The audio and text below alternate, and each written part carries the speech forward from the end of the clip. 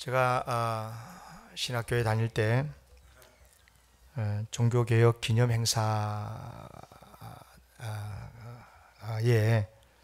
그 루터교회 목사님의 특강을 들은 적이 있습니다.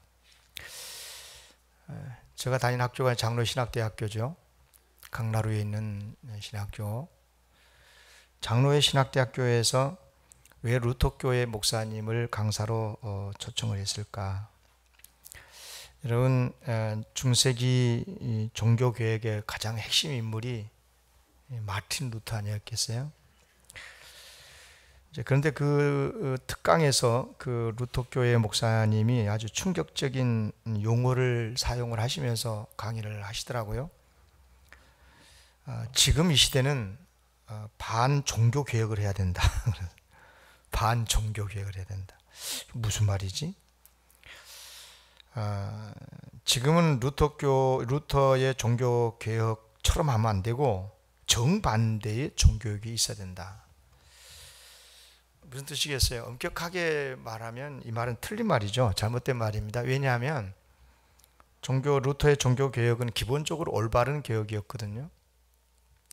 그래서 루터의 종교개혁과 정반대의 종교개혁을 해야 한다면 그것은 잘못된 개혁이 될 수밖에 없어요.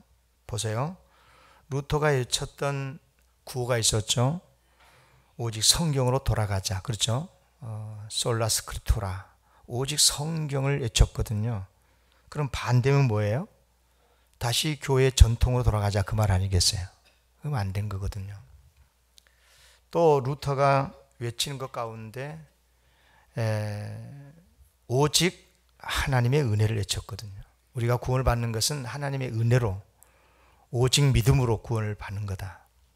그런데 반대로 하면 뭐겠어요?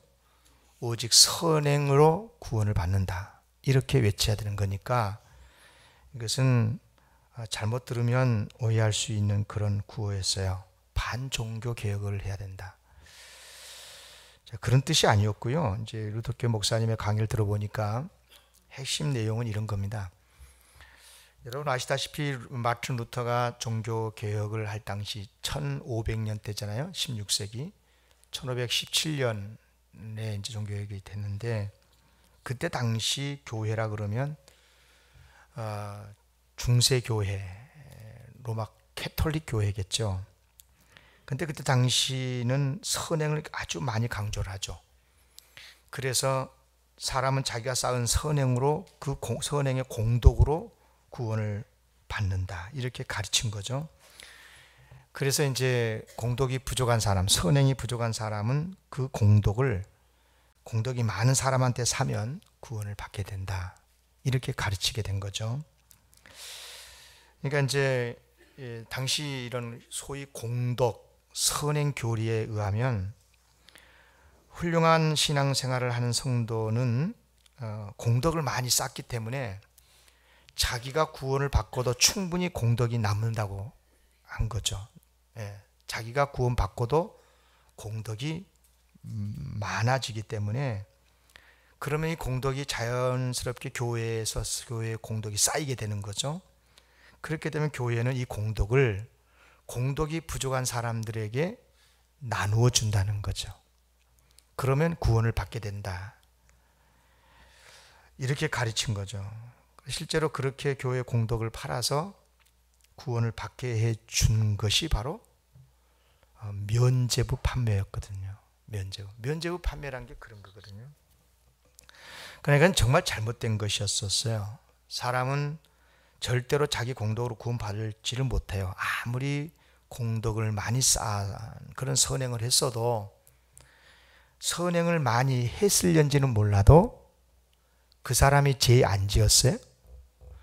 오해하면 안 돼요. 착한 일을 많이 한다 하는 것하고 죄를 안 짓는다는 건 다른 거예요. 근본이 달라요. 착하게 살지만 죄 지는 사람 많이 있어요.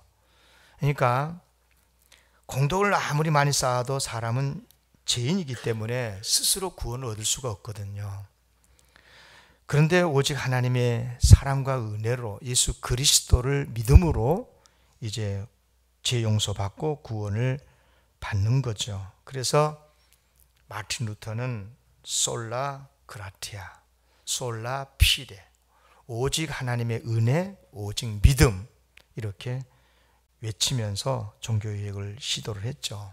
근데 문제는 뭐냐면 사람이라는 게, 이게 구호라는 게 항상 약점이 있습니다. 다 이게 함정이 있어요. 함정이. 무슨 말이냐면 사탄이 이런 올바른 가르침을 악용을 해요. 악용을 해가지고 교묘하게 성도들에게 이런 미혹의 마음을 주는 거예요. 무슨 말이냐면 우리가 하나님의 은혜로 구원을 받았다는 거죠. 우리 선행이 상관이 없이 정말 하나님의 은혜로만 예수님을 믿기만 하면 구원을 받게 되었다. 그렇다면 행위는 전혀 중요하지 않지 않냐. 좀 선행을 좀 선하게 안 살아도 예수 그리스도를 믿음으로 구원받는 거니까 선한 행위에 대해서 좀 가볍게 생각하려고 하는 그런 생각을 사탄이 우리 머리 안에, 생각 안에 집어넣는 거예요. 여러분, 그래서 실제로 얼마나 많은 사람들이 죄를 쉽게 짓습니까? 여러분, 우리가 하나님의 은혜로 구원을 받았어요. 진짜 이 사실을 안다면 예수 그리스도께서 십자가의 죽으심으로 우리가 구원을 받은 그 놀라우신 하나님의 사랑, 예수님의 십자가 대속의 은총을 안다면 여러분 어떻게 살겠습니까?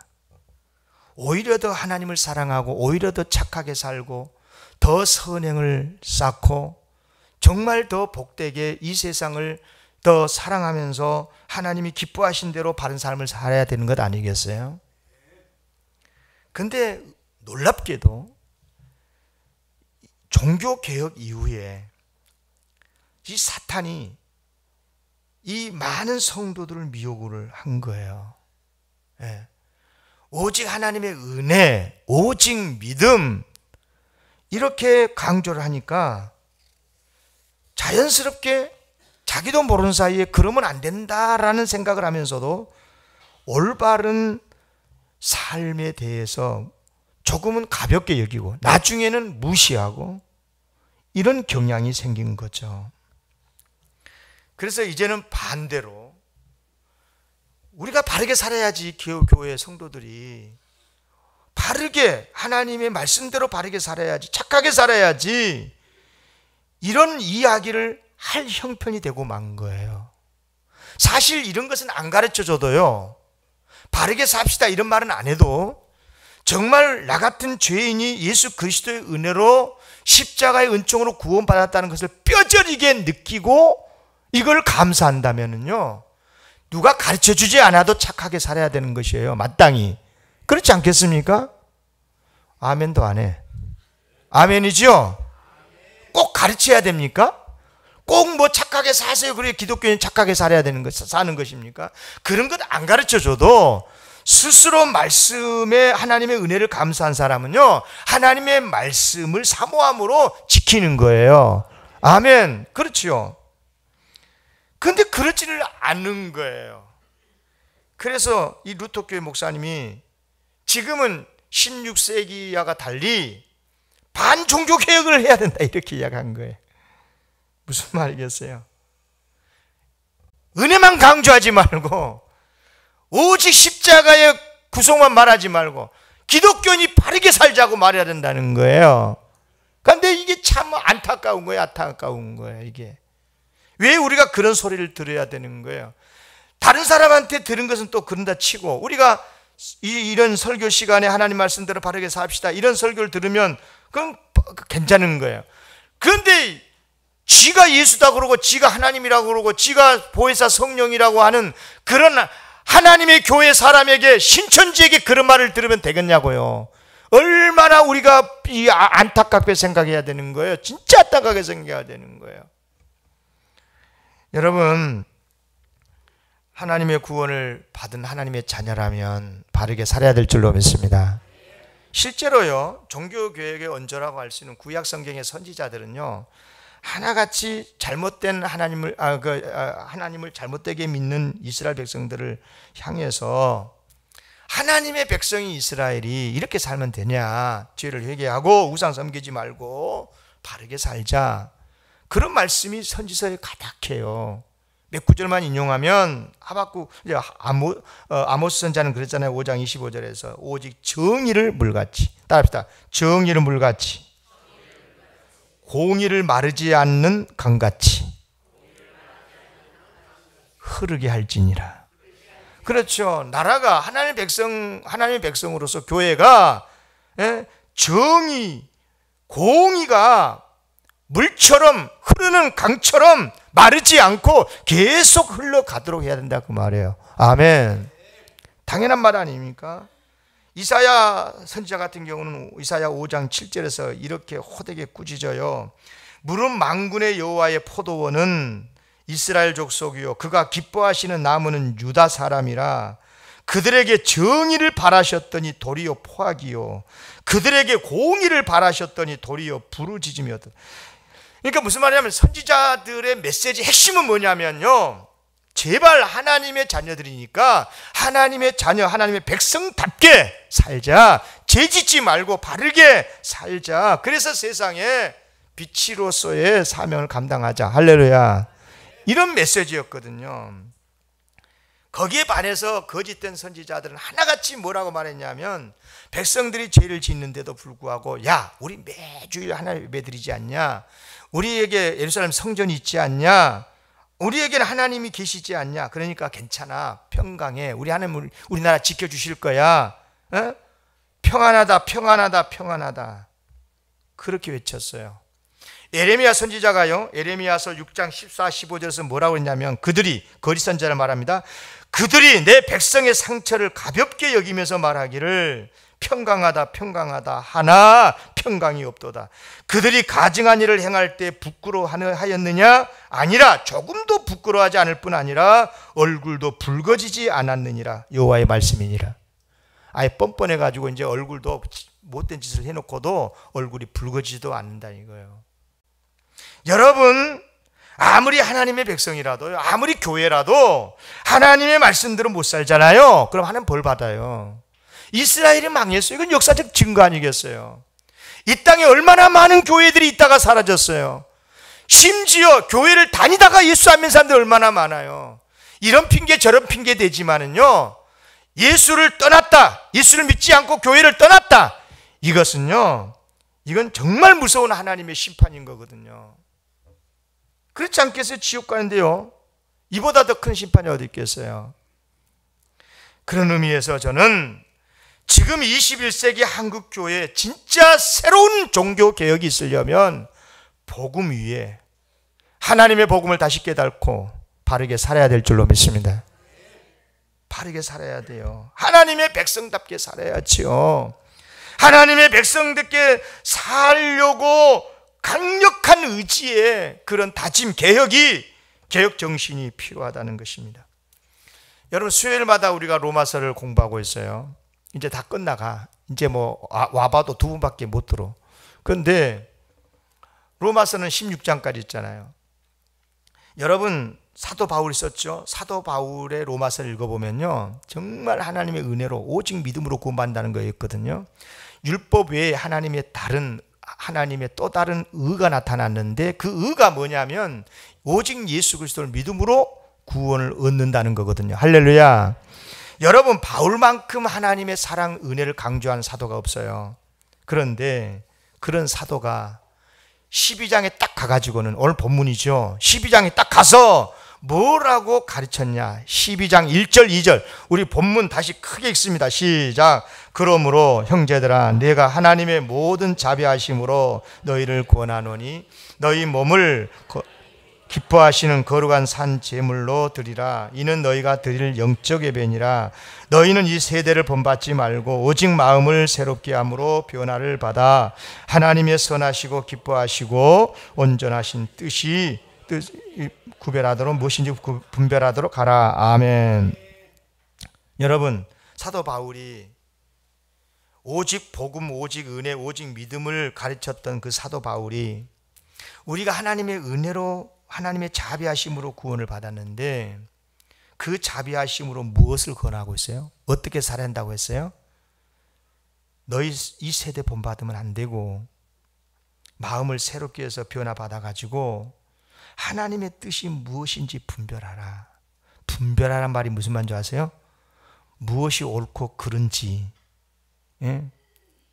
무엇이 하나님의 정신이고 무엇이 시대 정신인지, 우리가 무엇을 좋아하고 하나님은 무엇을 좋아하시고, 이걸 분별하라는 거예요. 그리고 그 뜻대로 바르게 살라는 거죠. 여러분, 여기에서 우리는 매우 중요한 두 가지 사실을 알게 되는데, 하나는 뭐냐면 하나님의 은혜는 무시하고, 그렇죠? 그냥 뭐 선행을 해야 공덕으로 구원을 받으려고 한다면 이건 진짜 마틴 루터의 종교 개혁의 대상자예요.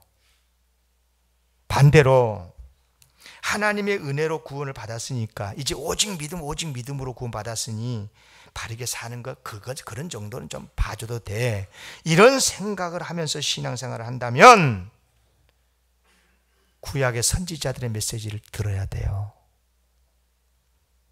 반드시 바르게 살아야 한다는 것을 배워야 되는 거예요.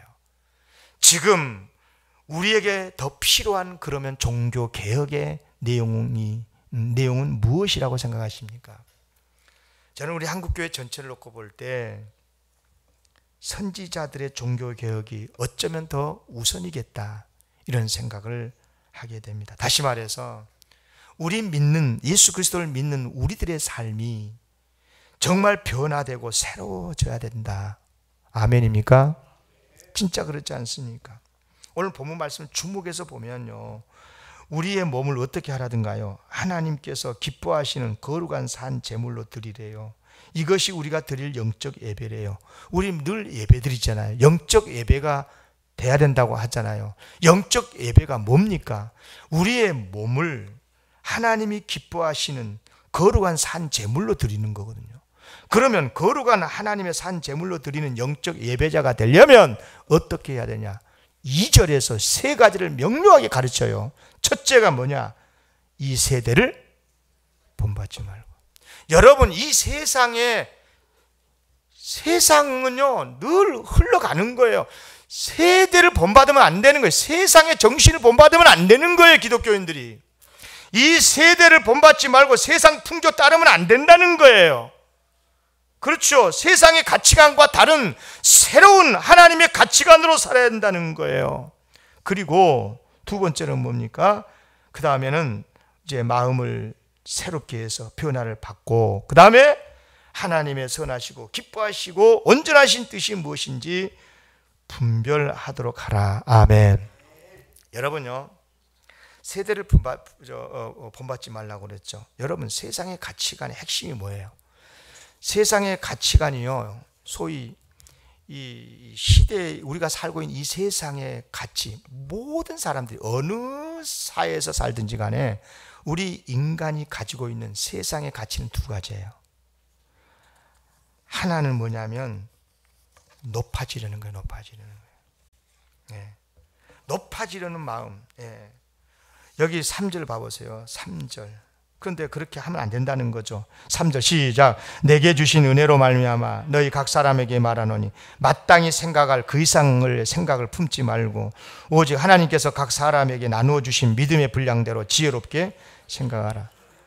여러 가지 어려운 말씀을 한 것 같지만 한마디로 간단하게 정리하면 높아지려는 생각하지 말라는 거예요. 돈이 많다고 높아지려고 하지 말고, 권력 있다고 높아지려고 하지 말고, 남보다 의롭게 살았다고 해서 자기는 의로운 사람이라고 높아지려고 하지 말고, 높아지려고 하는 거예요. 이런 세속의 가치를 버리라는 거예요. 이 세상의 풍조를 버리라는 거예요. 나중에 좀 더 설명할게요. 두 번째는 뭐냐면 이 세상의 풍조는요 다 자기를 위한 거예요. 이기적인 거예요. 예. 어떻든 내가 행복해야 되고 내가 잘나야 되고 내가 평안해야 되고, 그래서 남을 이용하고 남의 등 쳐먹고 그런 것도 있잖아요. 이게 다 잘못된 거예요. 성경은 뭡니까? 반대잖아요. 이웃을 사랑해라, 어려운 사람을 도와라, 선하게 살아라, 그런 건 아니겠어요? 9절 다 같이 읽겠습니다. 9절 시작. 사랑에는 거짓이 없나니 악을 미워하고 선에 속하라. 그러니까 세상을 본받지 않고 바르게 사는 삶의 핵심 두 가지는 뭐냐면 겸손하고 사랑하라는 겁니다. 아멘. 예. 그런데 우리가 그렇게 살고 있습니까? 솔직히 교회 다니는 성도라면 겸손해야 한다는 거 누가 모릅니까? 사랑하면서 살라 얼마나 많이 들었습니까? 설교 시간에. 여러분, 높아지면 안 된다. 예수님께서 제자들에게 가르칠 때 늘 가르친 게 높아지지 마라, 낮아져야 된다, 그렇잖아요. 그런데 우리는 계속 예수 믿고 높아지려고 그래요. 예수 덕분에 남을 이용해서, 남을 통해서 내가 장을 잘 나고 내가 성공하기를 바라고. 그러니까 예수님을 믿는다고 그러면서도 예수님 정신, 하나님의 가치로 사는 것이 아니라 세상 사람들과 똑같은 가치로 사는 거예요. 생각이 근본적으로 바뀌어야 되는데, 세상의 생각과 달라야 하는데 그렇지 못하다, 그 말입니다. 그러면 여러분 물어보십시다. 왜 우리의 생각이, 우리 기독교인들의 생각이, 분명히 오늘 사도 바울은 세대를 본받지 말라, 세상 풍조 따르지 말라고 했는데 세상의 가치, 세상의 생각과 근본적으로 왜 안 달라질까? 이유가 뭐라고 생각하세요? 여러분 진짜 아프게 들으세요. 이유는 예수를 믿어도 세상만 바라보고 사니까 그래요. 여러분, 예수를 믿으면 뭘 얻습니까? 구원받지요. 영생 얻는다잖아요. 주 예수를 믿으라, 그리하면 구원을 얻으리라. 예수를 믿으면 영생을 얻으리라. 예수를 믿으면 천국에 간다. 믿습니까? 이제 그것조차 다 희미해집니까? 예수를 믿으면 구원받습니다. 영생 얻습니다. 아멘. 그러면 예수를 믿고 나면 영생을 얻었으니까, 못 얻다면 모르지만, 그러면 무엇을 바라보고 살아야 돼요? 세상 넘어 내세 영생의 세상을 바라봐야 되지 않겠어요? 여러분, 매우 중요한 이야기를 지금 하고 있는 겁니다. 여러분요, 그래서 신자와 불신자의 차이점이 있는데요, 신자와 불신자의 차이점은 딱 정리해서 말하면 영생을 얻었냐 못 얻냐, 그거예요. 천국을 얻었냐 못 얻었냐, 그렇게 나눌 수 있거든요. 세상 사람들은 영생을 얻지 못한 사람들이 아니겠어요? 아니, 영생에 관심도 없지요. 이 세상이 전부인데 뭐, 이 세상에서만 잘 살면 된다는 것 아니겠어요? 그런 사람들이 당연히 그런 사람이니까, 세상이 전부니까 세상에서 높아지고 제 세상에서 부귀영화 누리고 세상을 바라보고 사는 것은 당연한 건 거예요. 그러나 우리는 다르잖아요. 우리는 이 세상이 전부가 아니다. 앞으로 여기 앉아서 예배드리는 사람들은, 우리 청소년들에게는 죄송한 표현이지만 몇십 년 지나면 다 갈 사람들인 거예요.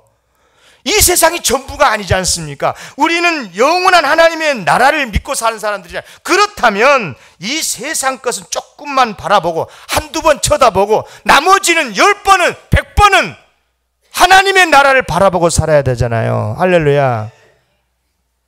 그러면 다르게 살지요. 그러면 하나님의 나라의 백성답게 살지 않겠습니까? 그래요. 영원한 생명을 얻었기 때문에 영원한 나라를 바라보면서 살아야 되는데, 분명히 영원한 내세를 집중해서 바라보고 살면 달라지지 말라 해도 달라져요. 우리 청소년들 보니까요, 청년들 연애할 때 보니까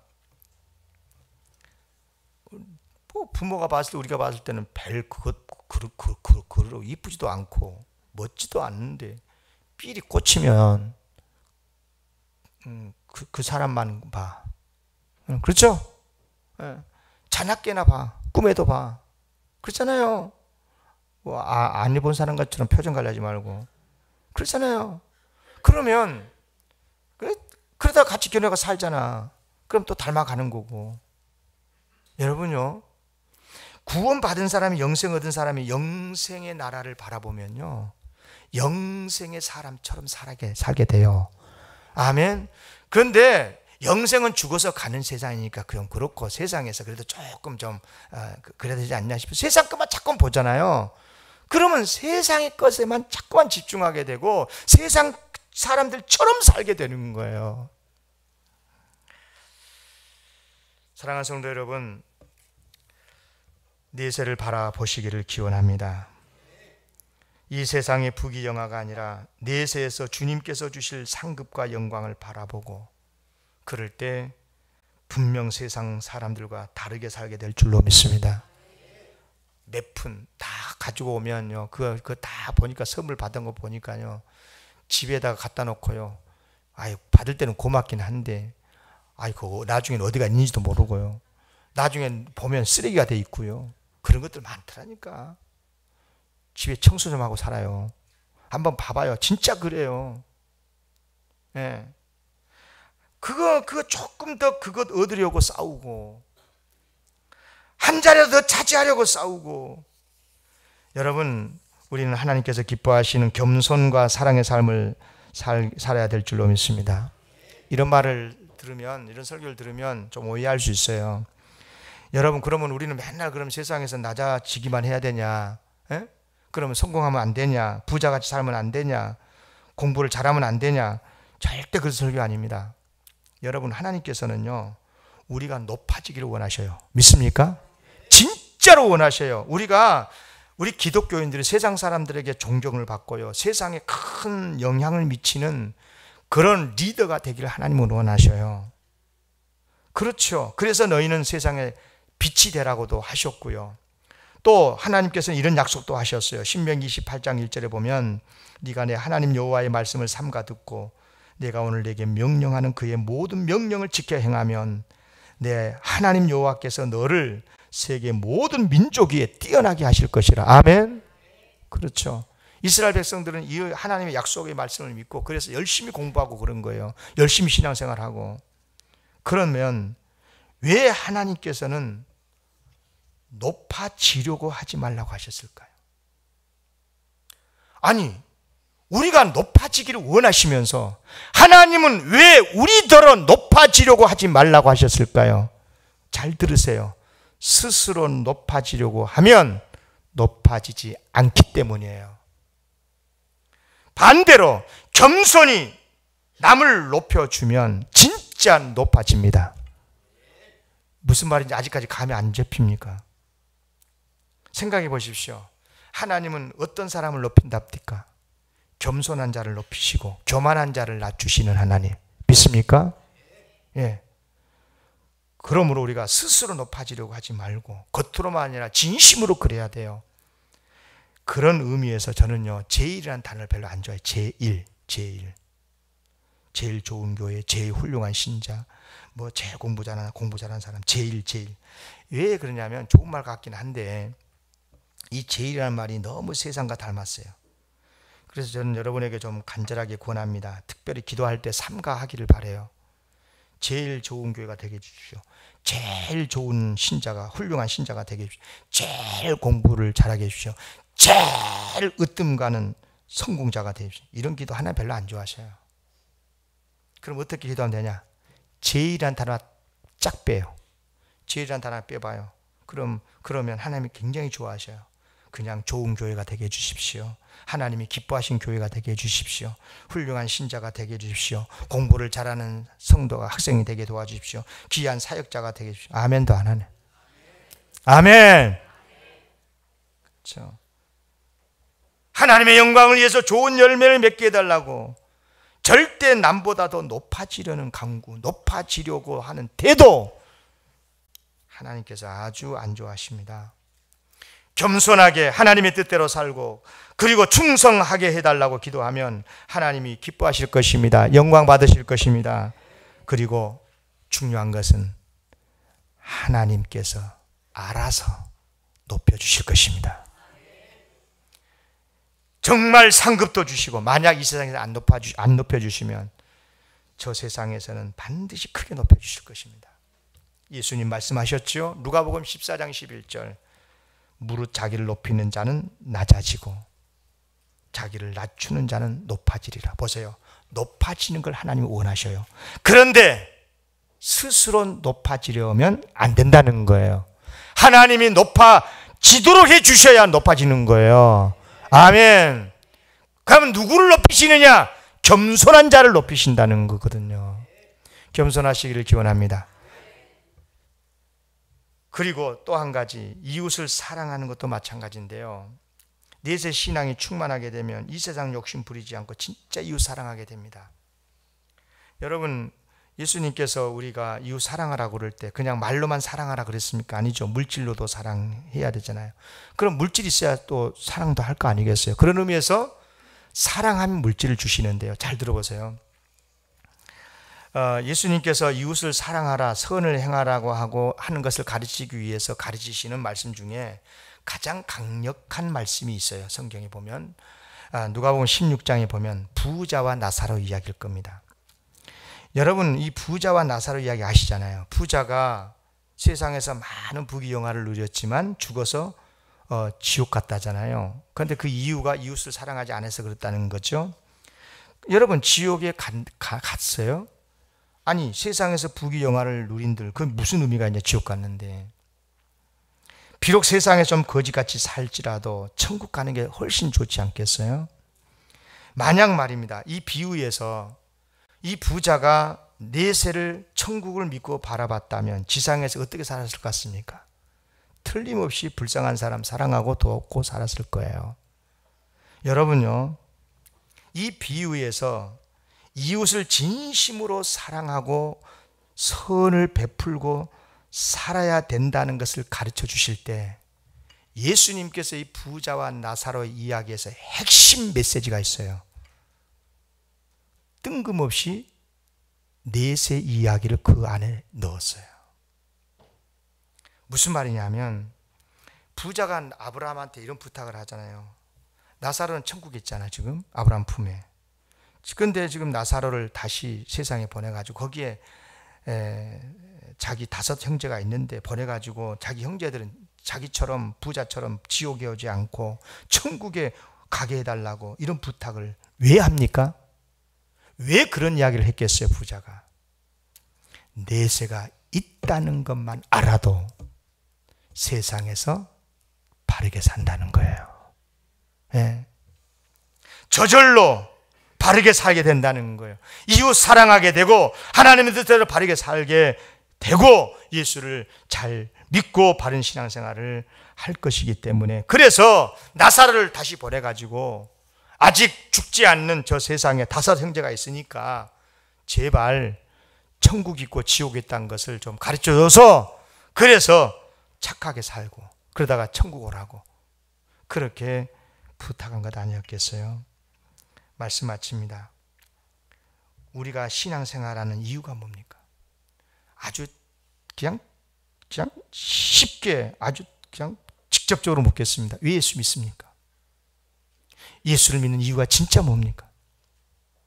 이런 것 저런 것 많이 있지만 천국 가려고 믿는 거 아니에요? 여러분, 예수 믿으면 천국 영생 얻었다는 것 아니겠어요? 그렇다면 우리가 진짜 할 일은 뭐겠습니까? 천국 가는 것을 너무너무 감사하고 천국 백성 되었음에 대해서 진짜 감사하고 천국을 집중해서 바라보면서 그렇게 되면 이 세상만 전부라고 알고 이 세상 것만 바라보고 사는 사람들과는 근본적으로 다르게 살지 않겠습니까? 사랑하는 성도 여러분, 말씀 마칩니다. 오해는 마십시오. 절대 선행으로 구원받는다는 말이 아닙니다.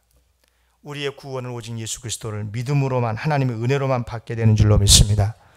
다만 구원받고 천국을 삼으면서 살게 되면 자연스럽게 하나님 사랑하고 이웃도 사랑하게 되고 겸손하게 이웃을 높이면서 살게 되어 진짜 하나님이 높이시는 사람으로 하나님께 영광을 돌리는 자가 될 줄로 믿습니다. 우리 영광의 식구들이 다 그런 성도들 되시기를 기원합니다.